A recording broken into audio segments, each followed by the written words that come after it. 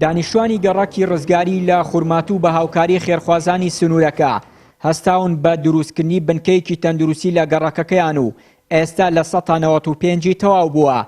سەرپەرشتیاری پرۆژەکەش دەڵێت چاوەڕێی حکوومەت دەکەن تا لێیان وەربگرێت و ئەوەی کە ماوەتەوە لە پێداویستی تەندروستی و کارمەند بۆی دابین بکات.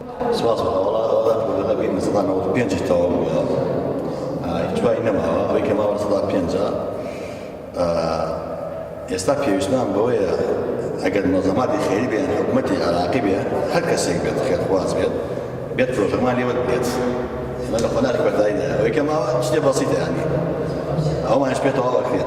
لەلایەکی ترەوە موختاریە و گەڕەکە پرۆژەکە بۆ دانیشتوانی سنوورەکە بە گرنگ دەزانێت و مامۆستایەکی ئاینیش دروستکردنی نەخۆشخانە بۆ خزمەتی هاوڵاتیان لە ئاینی پیرۆزی ئیسلامدا بە یەکێک لە کارە باش و پەسەندەکان دەزانێت. ئەمە کاتی خۆی کریا و ئیستەیشە چەندێ تەکمیلە نەبووە لەبەر زروفی ئەمنی معلوم جەنابتانە نامانێ بچین ناو تەفاسیلەوە ئەمە زۆر گرنگە معلوم جەنابتانە منتیقە کوردیەکان تەنیا ئەمەی تیاکراوە میشەمەتە لە حی ڕزگاری پێڵێن ئێمە شەوان کاتمان گونجاو نییە ئەگەر کارەساتی بێ معلوم جەنابتان هەموو شتێک لە ئاراییوەکو نەخۆش وەکو حاڵەتی زەروری ئەو مستەشفایە بۆ ئێمە گونجاو نییە بۆیە ئەمە زۆر گرنگە. پێغەمبەری خوا فەرمی عليه الصلاة والسلام إذا مات ابن آدم انقطع عمله إلا من ثلاث صدقة جارية أو علم ينتفع به أو ولد صالح يدعو له فبويا أما يكيك لصدقة جارية كان يكيك لو بروجاني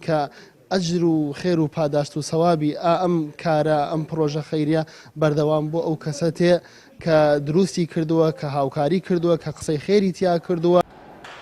هەر سەبارەت بە هەمان پرۆژەی تەندروستی قایموقامی خورماتوو دەڵێت لە دوای پشووی جەژن لەگەڵ بەڕێوەبەری گشتی تەندروستی سەلاحەدین کۆ دەبنەوە بە مەبەستی وەرگرتنی نەخۆشخانەکە.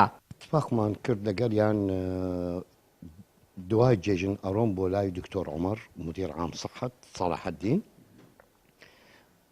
محاولەیەکەم تەرتیبێکم لەگەڵی ئێمە و خۆیان لجنەیەکەن لە قایمقامیە و لە سەحە بۆ ئیستیلامی ئەو مەرکەز سەحی واقع حال چی هەیە واقع حال ئیستیلامێکەن ئەو مەرکەز سەحی دوایی سەیرەکەم دوای جێژن ئەو ئیجتماعەکەم لەگەڵ مدیر عام خۆیان چی ئەتوانن تەقدیمەکەم بۆ ئێمە تەکمیلەی بنا تەئسیس و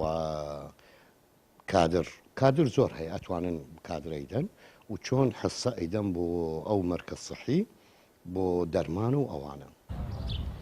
پرۆژەی دروستکردنی ئەو بنکە تەندروستیە لە ساڵی 2016 دەستی پێکردووە و زیاتر لە 350 ملیۆن دیناری عێراقی تێچووە. ئەم پرۆژەیە لە دوای ئەوە هات لە شەڕ و پشێوەکانی 2 ساڵی ڕابردووی خورماتوو کوردانی ئەو گەڕەکە نەیان دەتوانی بۆ وەرگرتنی چارەسەر بچنە نەخۆشخانەی گشتی خورماتوو. هەر بۆیە بە تەواوکردنی پرۆژەی نەخۆشخانەکە بەشێکی زۆر لە کێشەی تەندروستی کوردانی ئەو ناوچەیە چارەسەر دەبێت. چیانووری کەناڵی ئاسمانی پەیام دووس خورماتوو.